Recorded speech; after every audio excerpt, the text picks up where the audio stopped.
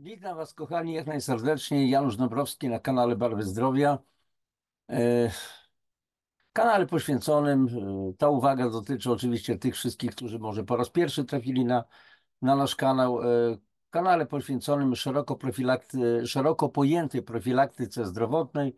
Tu zajmujemy się odżywianiem, suplementacją, najwyższej jakości suplementacją, wpływem pól magnetycznych na organizm i tym niszczącym, destrukcyjnym i tym terapeutycznym, bo są takie pasma.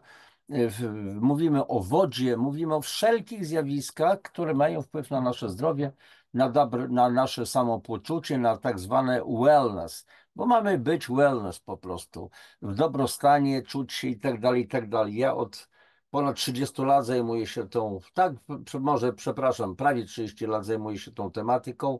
25 lat robię, realizuję różnego rodzaju projekty. Od 12 lat bardzo systematycznie po prostu i we własnej dziedzinie po prostu wspomagam swój organizm przy pomocy tak zwanego kompleksowego programu wspomagania metabolicznego organizmu.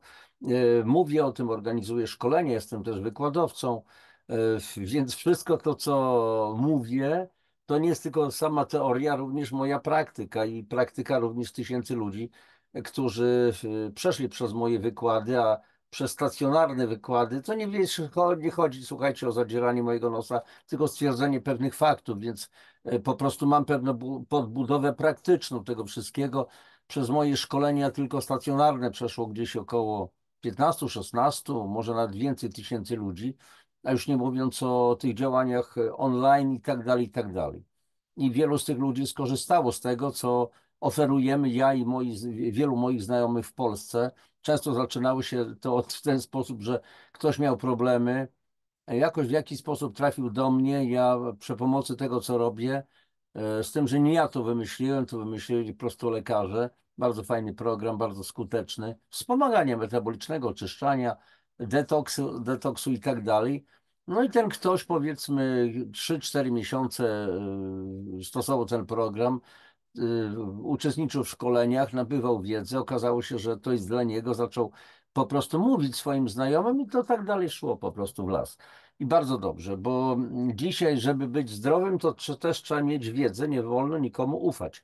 Jedna z ostatnich moich audycji była poświęcona między innymi bulwersującej sprawie szczepionek. Chodzi o Gardasil firmy Merck czy Mercksk.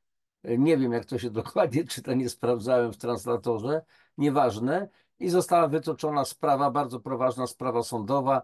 We wrześniu 2025 roku ma być w Los Angeles po prostu cały proces sądowy przeciwko firmie, która zataiła pewne badania, manipulowała tymi badaniami i tak dalej, i tak dalej. Czyli nie możemy ufać wielu firmom. I teraz pytanie jest, czy my możemy ufać naszym politykom, lekarzom, wirusologom, immunologom i tam innym logom, onkologom i wielu innym, którzy mają za Boga bardzo często tak zwaną naukę, tak zwaną medycynę, to są ich bożki, którym się kurcze kłaniają i tak dalej.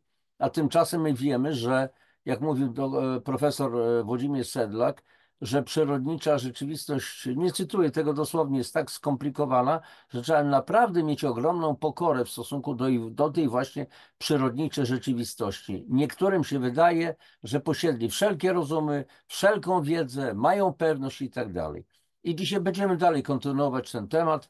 Ja podczas poprzedniej audycji zacytowałem na początku, pokazałem pewne wypowiedzi bardzo krótkie pewnej pani profesor Agnieszki Szuster-Ciesielskiej z Uniwersytetu Marii Skłodowskiej-Curie, która jest bardzo znanym wirusologiem i chyba immunologiem. Została powołana przez byłą panią minister zdrowia, panią Leszczynę, do jakiejś tam po prostu rady przy ministrze. Jest absolutnym ekspertem, a ja od razu mówię, nie ufam takim ekspertom, którzy mówią to, co mówią i zaraz przekonacie się, że to, co ona mówi, po prostu manipuluje, konfabuluje i tak dalej, i tak dalej.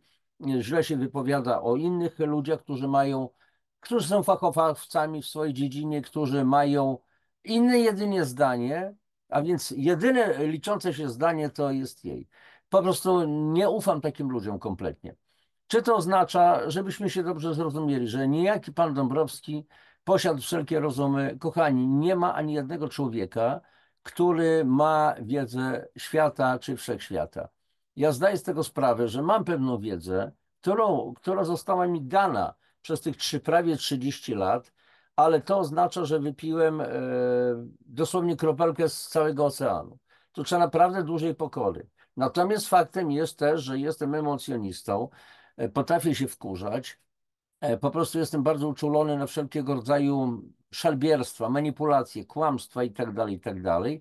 I po prostu zwyczajnie nie ufam na bazie tego, już co wiem, na bazie pewnej praktyki. Wy tak samo macie tą swoją praktykę, na przykład z COVID-a, jak nas po prostu próbowano wprowadzić w maliny, wielu wprowadzono. Wielu poprzejmowało te cudowne eliksiry po wiele razy. Okazało się, że dzisiaj chorują. Doszło do powstania nowej choroby, naglicy. Nagle i wyobraźcie sobie, że dalej nagle ludzie umierają. Tylko w tej chwili już mało kto wiąże to z tym, co oni po prostu przyjęli w trakcie COVID-u.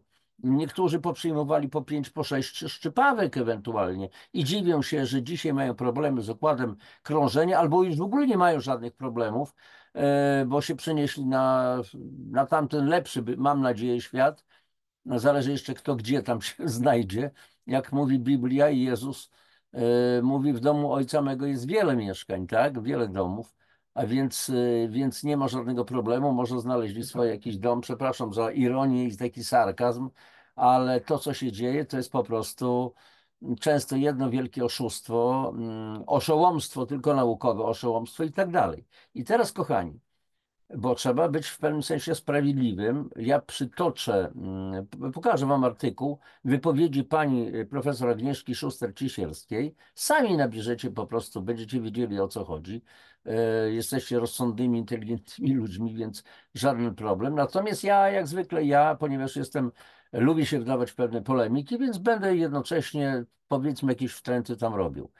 Więc teraz udostępniam ekran. I teraz dobrze, mamy tutaj, słuchajcie, to wypowiedź, która się ukazała w Pulsie Medycyny, Puls Medycyny, a przy okazji, a co to jest w ogóle medycyna, jaka powinna być? Czy medycyna tylko akademicka, tak zwana naukowa, czy w ogóle medycyna, która ma leczyć ludzi? I tutaj, zanim rozpoczniemy, słuchajcie, kiedyś przeczytałem takie zdanie profesora Juliana Aleksandrowicza, nieodżałowanej pamięci, lekarza, wspaniałego lekarza, który kiedyś powiedział: wolę być wyleczony przez wiejskiego znachora, niż uśmiercony przez medyczną sławę. Mówi to wszystko coś. Dobrze. Profesor Szuster-Ciesielska: jestem zbulwersowana wypowiedziami, że wirus HPV jest wirusem rozwiązłości. I jak mówiłem w poprzedniej audycji, ja też jestem zbulwersowany tą manipulacją, dlatego że to już ten tytuł od razu wprowadza nas w pewną atmosferkę.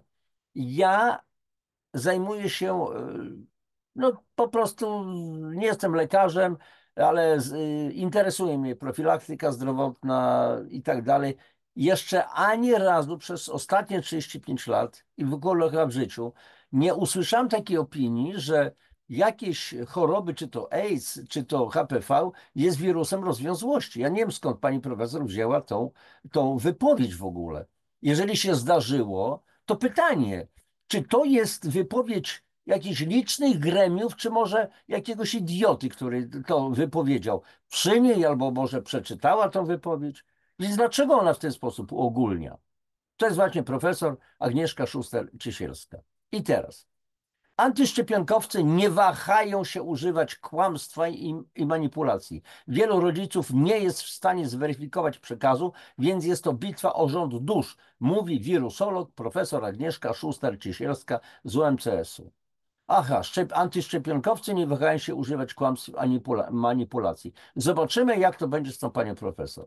I teraz tutaj jest taki fragment tylko oświadczenia rodzica, które może każdy złożyć do dyrekcji szkoły. Ja, niżej podpisany, Brak dalej. Wyrażam sprzeciw, być może tam było imię, nazwisko tego ktośa. Wyrażam sprzeciw wobec objęcia mojego dziecka profilaktyczną opieką zdrowotną. Pewnie tu jest imię, nazwisko dziecka. Profilaktycznymi świadczeniami stomatologicznymi dla dzieci i młodzieży. I tu nie wiadomo, o co tu chodzi, dlaczego tu czegoś brak.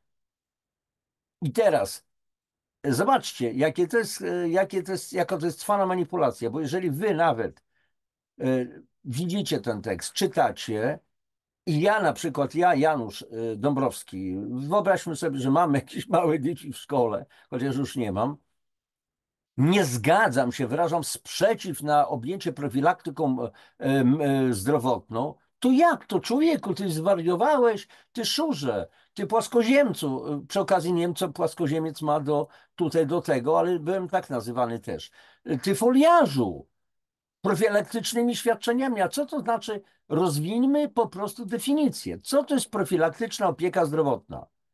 Profilaktycznie opieka zdrowotna to są też szczepienia. A więc ja się nie zgadzam na szczepionki bez mojej wiedzy, bez mojej zgody.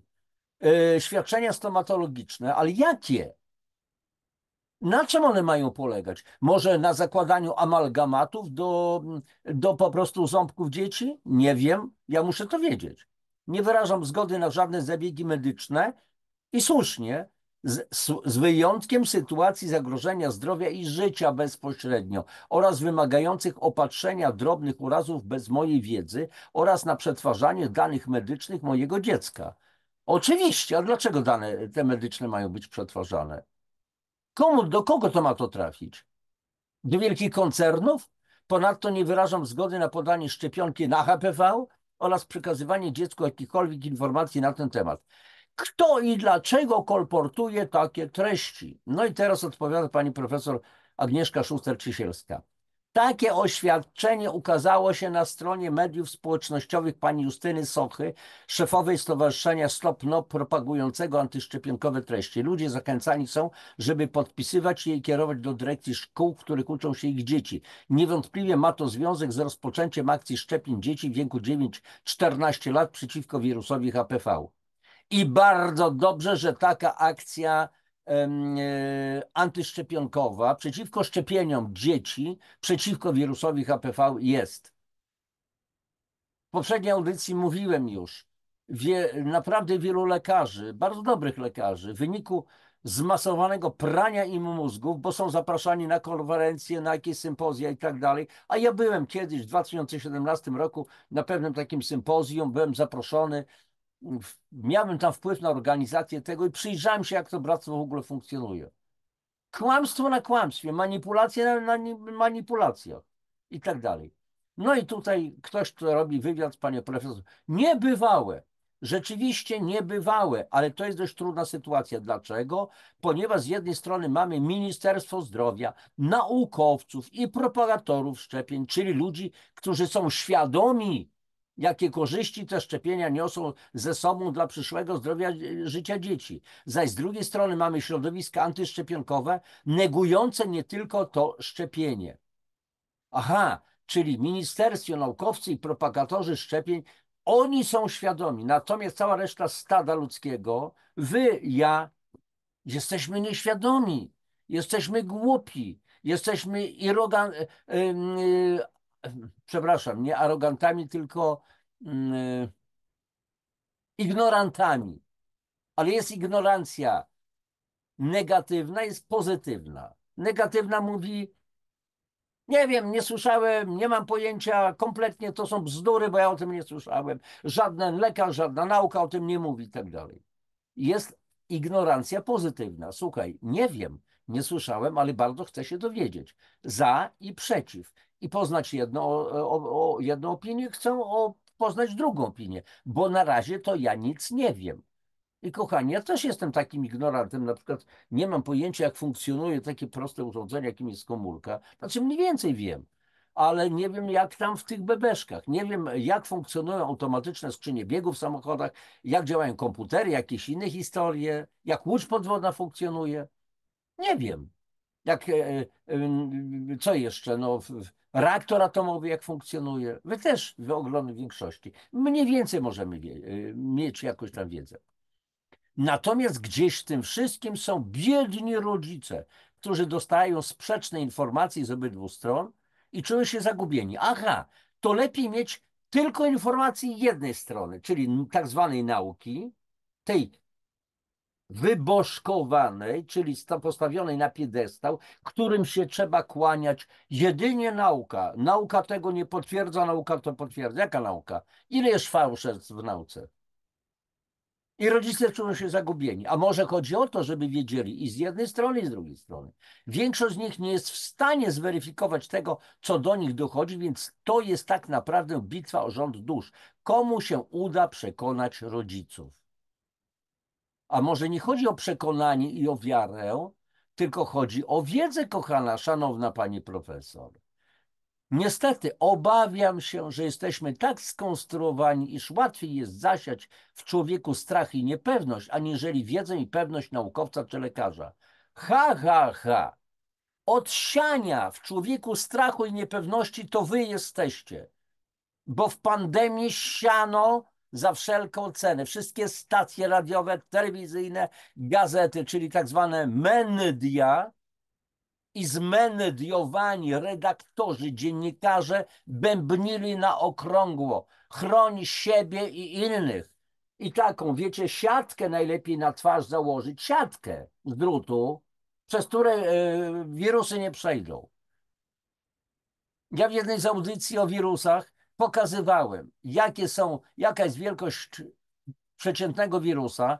To jest 120-150 nanometrów, przeciętnie w tych granicach, a wielkość otworu w siatce tkaniny 1000 razy większa. Więc o czym my mówimy? Antyszczepionkowcy nie wahają się używać kłamstw i manipulacji. Ha, ha, ha. Za to wy, kochani naukowcy, niektórzy oczywiście, i wy, profesorowie, tacy kumaci, nie używacie kłamstw i manipulacji. Ten artykuł jest przykładem kłamstw i manipulacji. Twierdzą na przykład, że szczepionki przeciwko HPV są szkodliwe, bo powodują zespół posturalnej tachykardii ortostatycznej, niepłodność, powikłania zakrzepowo-zatorowe czy choroby autoimmunologiczne. Żadne z badań naukowych tego nie potwierdziło.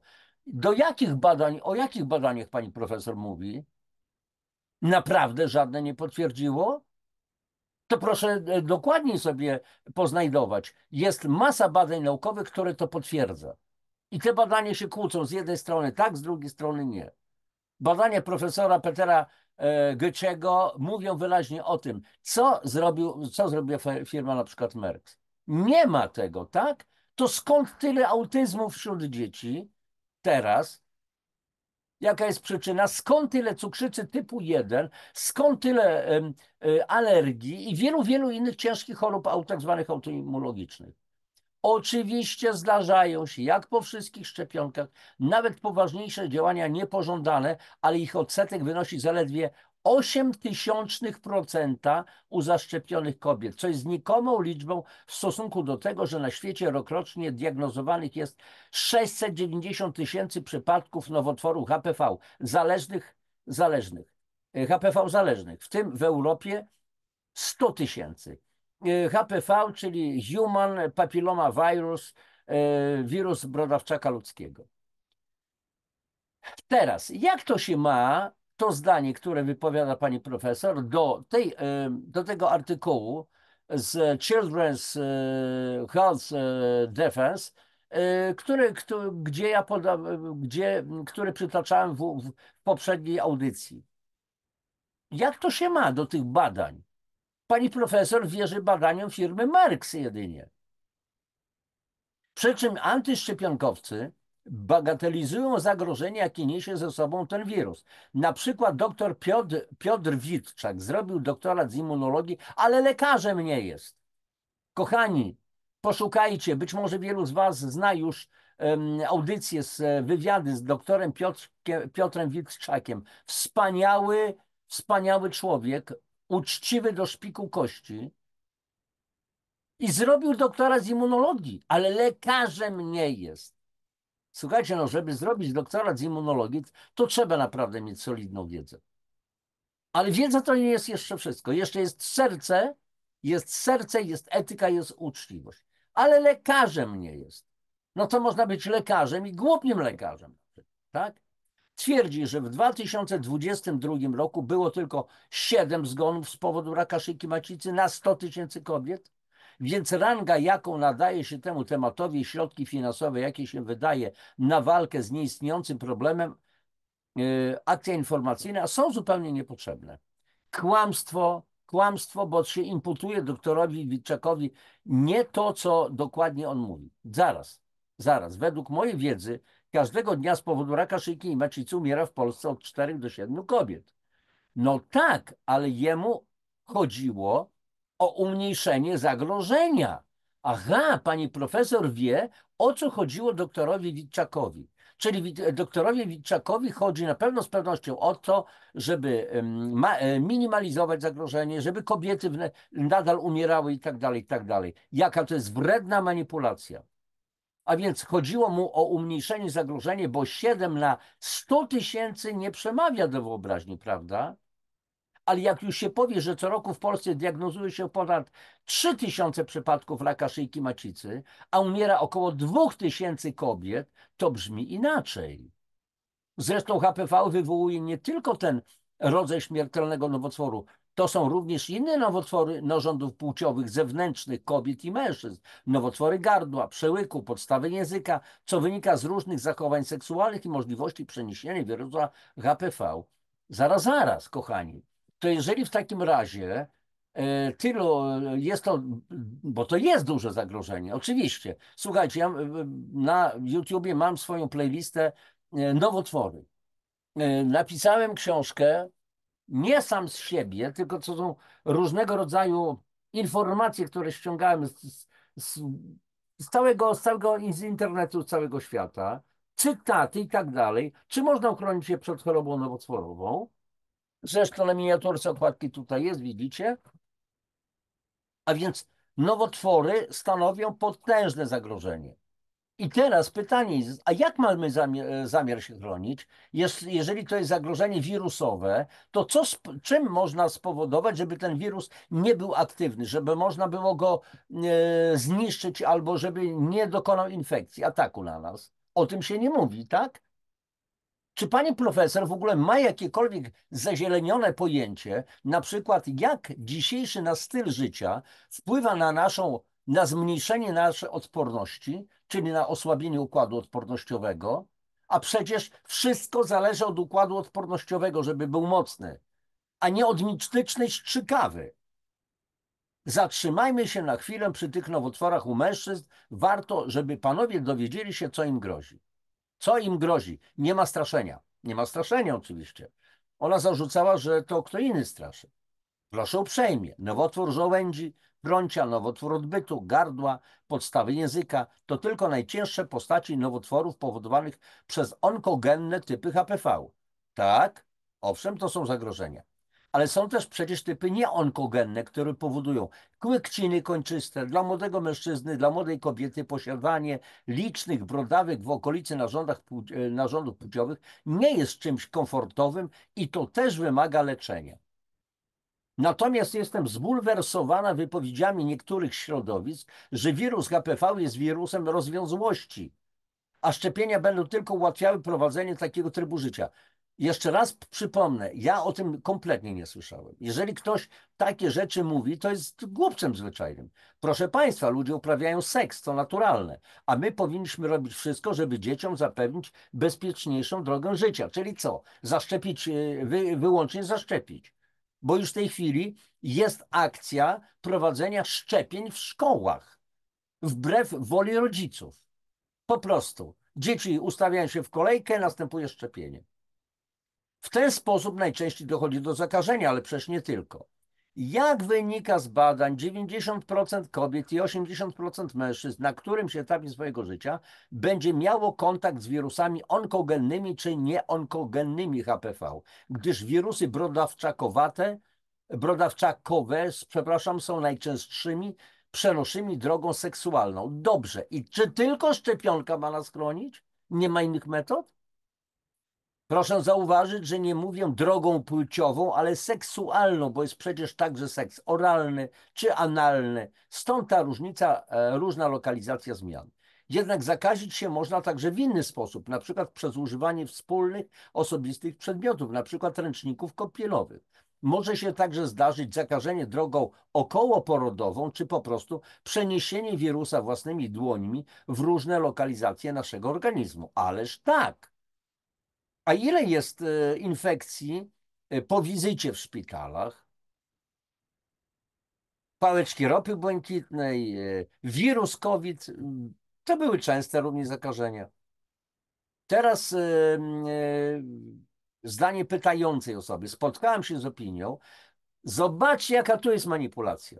Wredna, fałszywa, nawet nie ma o czym mówić, że ruchy antyszczepionkowe są inspirowane, koordynowane i finansowane przez siły wrogie naszemu krajowi, czyli Rosję. Chodzi o osłabienie Polski zarówno fizyczne, niech się nie szczepią, umierają, jak i moralne. Społeczeństwo jest podzielone i skłócone. To, że Rosja, nasi wrogowie stosują politykę divide et impera, czyli dziel i rządź, oczywiście Rosja ma niesamowitą propagandę. Jak się zna troszeczkę historię, bo dzisiaj mamy bardzo dużo przyjaciół władz rosyjskich w Polsce, bardzo dużo, to jeżeli się zna historię, to można się odpornić na zakusy bycia przyjacielem władzy rosyjskiej. Bo ja znam wielu Rosjan, byłem kilkakrotnie w dawnych czasach w byłym Związku Radzieckim. Rosjanie w ogromnej większości są fantastycznymi ludźmi, bywają, ale każdy naród jest poddawany manipulacjom. No przepraszam bardzo, gdzieś tutaj mi poleciało. A więc co innego jest, kochani, naród na przykład, a co innego po prostu władza, ale od tego odchodzę. I tyle. Natomiast, to jest właśnie, to jest przykład propagandy, wrednej propagandy, a la Putin na przykład. I teraz odpowiedź pani profesor Szuster-Ciesielskiej. Na pewno jest to akcja zorganizowana. Czytałam opinię amerykańskiego naukowca, profesora Petera Hoteza, pediatry i orędownika zdrowia, mającego ogromne zasługi, jeśli chodzi o walkę z dezinformacją medyczną, że wiele osób, liderów grup antyszczepionkowych jest wspieranych przez obcy kapitał. Ona czytała, ta pani profesor, opinię. A jakie są dowody ewentualnie na to? Jeżeli tak, to proszę podać to podejrzenie o popełnienie przestępstwa do prokuratury. Niech się prokuratura zajmie. Są kodeksy karne na to. Jeżeli pani przypuszczenia, bo jeżeli nie, to po prostu będzie pani karnie odpowiadać za fałszywe doniesienia. Na robienie takich ogólnokrajowych akcji potrzeba pieniędzy. To prawda. Antyszczepionkowcy mają swoje czasopisma, swoje, jak to oni nazywają, konferencje, zjazdy i kongresy, spotkania, podczas których rozpowszechniają treści antymedyczne i antynaukowe. Kochani, tak, to kosztuje. We wrześniu zamierzam pojechać do Wrocławia, do braci Rodzeń. Wejściówka to było 2,5 tysiąca. Bracia Rodzeń nie mieli tych pieniędzy. Oni zarabiają odpowiednie pieniądze, nieważne. Może my zajrzymy do kieszeni pani profesor, skąd pani profesor ma swoje dochody i tak dalej, bo są też przypuszczenia, też ogólne opinie, też się mówi, że wielu naszych lekarzy, naukowców po prostu dostaje pieniądze od korporacji różnych farmaceutycznych i tak dalej. Też się o tym mówi, a co się nie mówi? I zapłaciłem ponad 2,5 tysiąca, jak dobrze pamiętam, za wejściówki. 2 wejściówki akurat. Zamierzamy tam jechać. Więc od razu wykluczam. Jeżeli są te zjazdy, to są organizowane dzięki pieniądzom ludzi, którzy chcą na te zjazdy pojechać. Choć opowiadają tam bzdury. Bzdury? Czy pani to wysłuchała kiedykolwiek? To znaczy, że ja też mówię bzdury. Mówię bzdury o wodzie, mówię bzdury o polach magnetycznych, mówię bzdury o szczepionkach. No oczywiście, że mówię bzdury, bo przecież nie jestem lekarzem. Mógłbym co prawda być jakimś wirusologiem, ale po prostu nie znam się na tym, bo przecież nie jestem lekarzem. Jeden z takich spędów, mocno protestowany przez środowisko medyczne, odbył się w sali kongresowej w Gliwicach. Ha, ha, ha. Występowały tam takie tuzy antyszczepionkowe, jak na przykład pan Jerzy Zięba, którego na mocy wyroku sądowego można już którego na mocy wyroku sądowego można już nazywać szarlatanem. Jakim szarlatanem? To w tym momencie pani jest kłamczuchą zwyczajną. Jest zwyczajną kłamczuchą, bo pan Jerzy Zięba nikogo nie leczy. On udostępnia informacje w swoich książkach. Ukryte terapie. Na bazie wiedzy medycznej ogólnoznanej. Więc pani profesor bawi się w ploty zwyczajnie. A czy Jurka Ziębę skazano? Tego nie wiem, bo być może coś to innego. Grupy antyszczepionkowe są bardzo aktywne i bazują na wzbudzeniu strachu i niepewności u ludzi. Zasianiu w nich wątpliwości pod hasłem, że władza, lekarze, jakieś bliżej nieokreślone gremia w postaci na przykład Big Farmy chcą ich oszukać i wykorzystać. A tylko oni wiedzą, jaka jest prawda i tę prawdę głoszą. To znaczy, że w tej chwili kochana pani profesor, albo raczej nieszanowna pani profesor i niekochana, to jest takie było słowo, taki kolokwializm z mojej strony. To znaczy, że pani ma całą wiedzę i pani mamy słuchać. Przy okazji czerpią także korzyści finansowe. Ach mój Boże, wy nie korzystacie, lekarze. Z promowanych sympozjów, zaproszeń na wyjazdy i tak dalej, bo część z nich robi na tym swój własny, intratny biznes, sprzedając jakieś suplementy czy pseudoterapię. Co pani na ten temat wie? Pani nawet nie ma na ten temat zazielonienego pojęcia. Pani zjada to, co zjada i pani chyba nie zdaje z tego sprawy, że zjada pani często trucizny w tym jedzeniu, które pani zjada. I pani nie ma zielonego pojęcia, jaki to ma wpływ na organizm człowieka. Ale pseudoterapie, które mają być skuteczniejsze od szczepionek i wszelkich leków proponowanych przez współczesną medycynę. Jak pani zdaniem można z nimi walczyć? Bo wydaje mi się, że sama akcja edukacyjna to za mało. Jestem przekonana, że ze strony rządowej powinien pójść jasny, mocny przekaz. Ale tak się nie dzieje. Co więcej, w tej kadencji Sejmu posłowie Konfederacji zaprosili do Sejmu na jedną z komisji zdrowia właśnie antyszczepionkowców. Między innymi doktora Piotra Witczaka i prezesa Fundacji Ordo Medicus Mariusza Błochowiaka. Fizyka z wykształcenia. A co to ma do rzeczy? Po czym debatowali z nimi na temat szkodliwości szczepień w polskim Sejmie. Taka sytuacja absolutnie nie powinna mieć miejsca. Kochani, zatrzymuję udostępnienie. Tak, taka sytuacja jak z treścią tego artykułu nie powinna w ogóle mieć miejsca. Nie dziwcie, chyba myślę, że nie dziwicie się moim emocjom, podniesionym troszeczkę, ale ja jestem z natury polemistą, nie uciekam z placu boju. Jeżeli ktoś chce, no to nie ma sprawy. Natomiast jak myślę, że będziecie mieli właściwe spojrzenie na to, nie musicie zgadzać się ze mną, z moimi racjami kompletnie. Ja wielokrotnie też na szkoleniach mówię do ludzi, którym przekazuję wiedzę. Możecie, kochani, przyjąć 100% tego wszystkiego, co mówię, możecie 100% odrzucić, możecie wziąć to sobie, co chcecie. Macie być wolni, ale macie wyrobić sobie zdanie i po prostu poczuć, czy to, co robię, to jest uczciwe, czy jest nieuczciwe, czy jest etyczne, czy nie jest nieetyczne. Bo tego się nie ocenia rozumkiem, tylko się, kochani, bierze na ocenie się emocjonalnie. Czyli inaczej, po prostu cię czuję na brzuchu, czuję się na serduchu, czuje się ten cały przekaz. Ostatnio, 2 tygodnie temu byłem akurat w Radomsku, mamy tam co miesiąc takie kompleksowe, konferencje lepszego życia. Miałem wykłady dla ludzi, którzy po raz pierwszy przyjechali na taką konferencję. Między innymi tam była pewna pani, która ma autystyczne dziecko i drugiego dnia podeszła do mnie i mówi: Panie Januszu, Pan odmienił w ogóle moje życie. Bo ja mówiłem, że można z autyzmu wyjść, podawałem przykłady konkretne i tak dalej, i tak dalej. Mówiłem o swoich własnych różnych sytuacjach, bardzo trudnych dla mnie. Nawet nie wiedziałem, że będzie taka reakcja.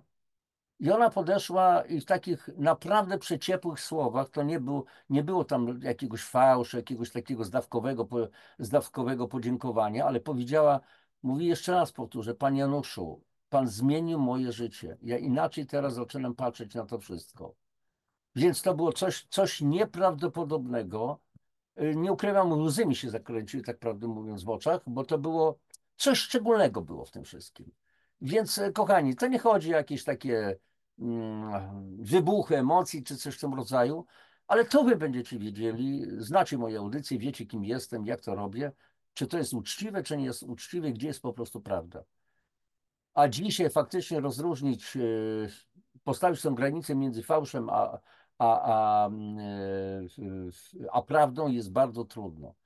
Wszystkiego dobrego Wam życzę. Proszę jak zwykle Waszą aktywność, o lajki, o komentarze, o subskrypcje, o dzielenie się z innymi tymi linkami po prostu do audycji. Niech ta wiedza po prostu idzie w świat. Wszystkiego najlepszego Wam życzę. Najlepszego. Papatki. Cześć.